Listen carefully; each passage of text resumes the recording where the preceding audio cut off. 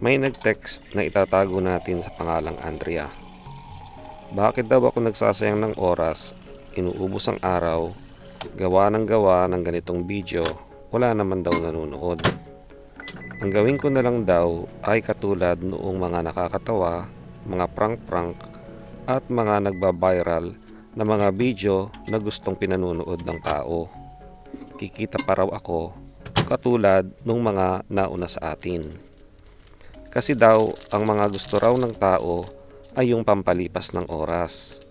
Nakakalimutan ng problema, babalik sila sa trabaho at kinabukasan ay gano'n na naman.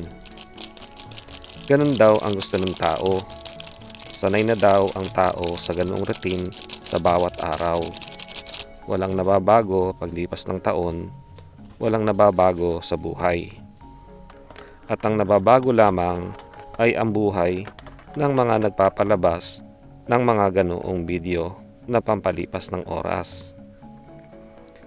Walang katuturan daw ang dapat kong gawin kung gusto ko ring kumita para pondohan anumang gusto kong makakatulong na hanap buhay para doon sa susuporta sa channel. Hindi raw gagawin ng tao ang mga sinasabi ko dahil malalaki na sila at may sariling isip. Ayaw raw ng mga taong tinuturuan kung paano mamuhay. Gagawin pa rin daw nila kung ano ang gusto nilang gawin kahit na ano pa man ang sabihin ko. Sayang lang raw ang oras ko sa pagpo-post ng mga ganitong video. Ang sagot ko naman kay Andrea ay hindi naman ako gumagawa ng ganitong video dahil gusto kong gawin ito ng mga tao. Ang mga pinopost ko ay para lang rin sa akin at sa mga mahal ko sa buhay bilang paalala kung ano ang ginawa ng mga nauna para maiwasan ang mga maling ginawa ng mga nauna na sa simula ay parang wala lang. Pero paunti-unti, 10 minutes, 20 minutes, 30 minutes, 1 oras, 2, 3 oras kada araw, ang mga nakakatulong ang ginagawa, nagbago ang buhay. Ganon din ang nauubos ang oras sa hindi nakakatulong paglipas ng taon. Pero ito namang mga pinopost ko na ito ay mga paalala lang.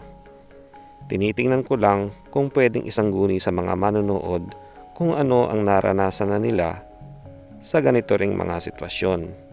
Hindi ko sinasabing ito ang gawin ng mga manonood kasi baka nga kung ito ang gawin nila tapos masilat nga sila, ako pa nga ang sisihin. Karaniwan, kahit ginagawa naman natin ang tama ay nasa silat pa rin tayo. Ganun talaga, pero at least ay nasa direksyon ka papunta sa gusto mong epekto. Kaysa naman kabaligtaran ang gagawin o kaya ay susubukan nating mag-isa ang isang bagay as if wala pang nakakasubok ng anumang gusto rin nating gawin. Pero tulad rin ng ibang mga nauna sa atin, nangangarap din ako na sana ay panoorin din tayo ng tao para kumita. Para nang sa ganon ay masubukan ko nga yung mga iba pang project ko na naiisip na titingnan ko naman kung makakatulong ba doon sa mga tao na sumuporta noong nagsisimula pa lang tayo. Hindi ko nakikitang pinasalamatan ng mga nagpapalipas ng oras ang kanilang mga tagapanood ng advertisement sa kanilang mga video. Hindi ba kaya na bago ang buhay nila ay dahil sa dami ng nanonood sa kanilang mga advertisement? Hindi kikita ang channel kung walang advertisement. Nakita ko lang ito sa isang creator na binigyan ng trabaho ang mga nagtiwala sa ginagawa niya at iyon ang gusto kong tularan sakaling may makarelate din sa dinadaing ko. Pero unang-una nga, nakakatulong naman itong mga post-post natin para sa akin dahil napipilter ko kung ano ang mga dapat kong gawin at iwasan Na sa halip na ang mga dapat kong tandaan na mga ito ay nasa isip ko lang, nasusuri ko sa mga video kung alin ang dapat kong palitan para lalong makatulong sa akin. Nasubukan ko na noon ang ganitong pampalipas ng oras, maging yung humihila sa atin sa kahirapan. Ginawan ko na rin ito ng video noon, pero itinigil ko dahil pwede namang sa isip ko na lang pipilterin ito. Nakatulong naman iyon sa akin. Inuulit ko lang ngayon. Kasi nga, nakatulong naman. Ngayon, na-realize ko na mas nakakatulong pala ang ganito dahil mas nakikita ko ang dapat na baguhin. Dapat na iwasan na hirap kong gawin kapag ang koleksyon ko ng mga ito ay nasa isip ko lang. Ang mga ito ay kaunti lang naman. Madalas nga ay paulit-ulit lang. Pero ito lang naman talaga ang kaya kong pagkasyahin sa maghapon. Mababaw lang ang kaligayahan ko. Lagi lang na nagrereklamo na nakikita nyo naman sa mga pinapost ko. Gusto ko lang na gumigising kung anong oras gusto kong gumising. Kakain kasama ng mga mahal sa buhay, magtatrabaho, merienda sa alas 10, trabaho ulit, tapos tanghalian. Trabaho na naman uli, merienda sa alas 3, trabaho ulit. Tapos uwian na ng alas 5. Pag uwi, dinner kasama ng mga mahal sa buhay, kwentuhan, tulugan na pagdating ng alas 10. Tapos, uulitin ko na lang ulit kinabukasan. Ganoon lang ang kaya kong pagkasyahin sa bawat araw. Hindi ko na gustong yumaman. Although, magagamit naman ito sa kabutihan sa pagbibigay ng hanap buhay sa mga magtitiwala. Sinasamantala ko lang ang mga libreng oras ng paunti-unti para ipakita na ayos naman ng ganito lang. Para kumpletuhin ang mga kailangang certificate para makapag-abroad, para makasahod ng mas malaki ng kaunti kaysa sa Pilipinas, para magkaroon ng health insurance na hindi naman ipaghihirap kapag isa sa amin ay nagkasakit, para makatira sa pinapangarap nating lugar, para magkaroon ng pensyon, pambayad sa gastusin namin kada buwan. Yun lang naman ang inspirasyon ko. Naranasan ko rin naman na magpalipas ng oras nang wala akong napapala kundi lumipas lang ang oras ko. Balik sa trabaho at kinabukasan ay ganoon na naman.